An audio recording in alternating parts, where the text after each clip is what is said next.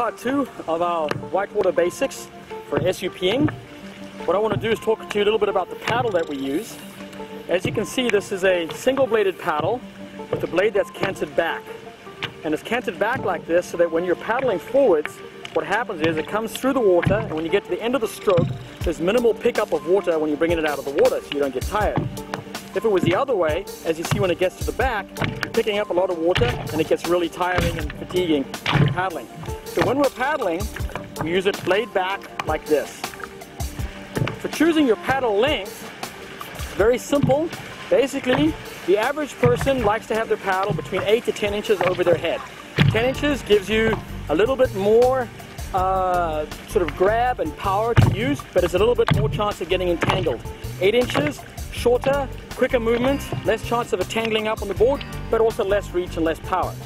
The way I find the length of my paddle, that's 10 inches overhead, is actually dependent on the size of your board. Essentially, let's say that we're going to go with 10 inches. So I put my paddle, and I would want to take the height of my head and add basically the thickness of my board, which would be, in some cases, let's say 5 inches, plus 5 inches overhead. That is the best way to find what it is that you want. So you go with the paddle length, 5 inches overhead, plus the thickness of your board where you stand. So in this case, the board is about 6.5 inches where I stand. So I go paddle length to my height, 5 inches overhead, plus 6.5 over that, and that gives me my paddle length, which for me tends to work very well. There are some people who say you just go for an 8-inch overhead or a 10-inch overhead. I prefer really to use the board thickness as an indication, because if your board is thick like this one, and I have the same length paddle as I would, for example, on my surfing SUP, which is only 4.5 inches, and here's 6.5 inches, then it's either too long on my surfing SUP, or it's going to be too short on this one, and I'm always hunched over when I'm paddling. So that's pretty important to find the right paddle length based on the thickness of your board. Now for the stroke, personally I prefer to paddle all on one side. Now there's two lines of thought with this. A lot of people will paddle on one side. When they need to, they switch to the other side and they paddle the other side. There's nothing wrong with that. My personal preference is it's all on one side. In order to do that, you need to have an efficient either J stroke or C stroke. The easiest of these is the J stroke. For the J stroke, you basically put the paddle in the water, you pull it back to where you are here, you turn the paddle so the power face is facing into the board, and then you push away with the back of the stroke, with the back of the blade like this. So this will tend to turn the board left a little bit as I'm paddling on the right. I turn it, and I pull the nose back to the right. This will push the board to the left, this will turn it back to the right. And you get a good rhythm going, and you can go forever. This is what it looks like.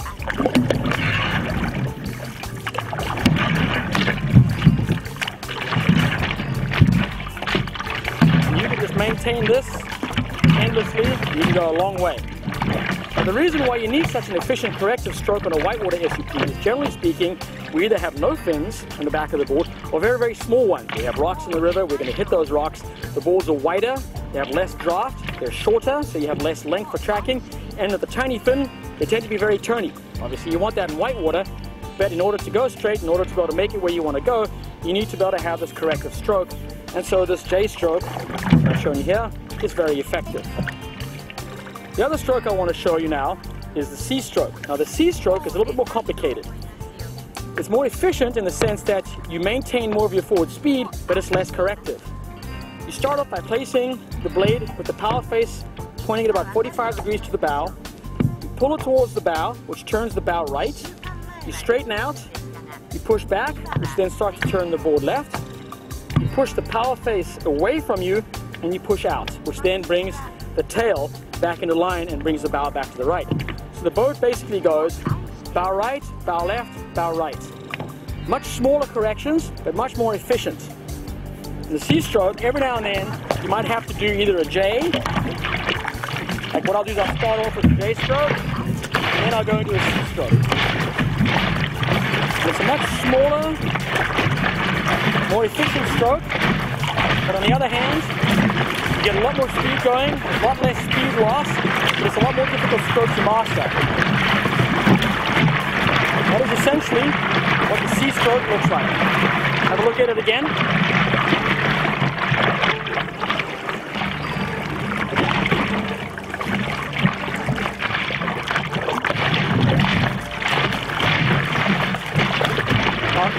Now the advantage of the C stroke is, especially when you're paddling in what I call the Kung Fu position, which is over here, the C stroke is very efficient on your onside. In this position, I can go all day long. I have lots of control. When I need to, I can step back. I can make it a more aggressive C stroke. And same thing there. Always see when I'm not trying to move something and I'm just cruising along, I move my back foot up. It's a more comfortable position. And I can keep seeing away and never have to worry about it. Now I want to talk to you a little bit about cross bows. Coming back to the thought process that there's different ways of paddling an SUP. Paddling on one side and then crossing over to paddling on the other side. My personal preference is to keep my paddle all in one hand all the time.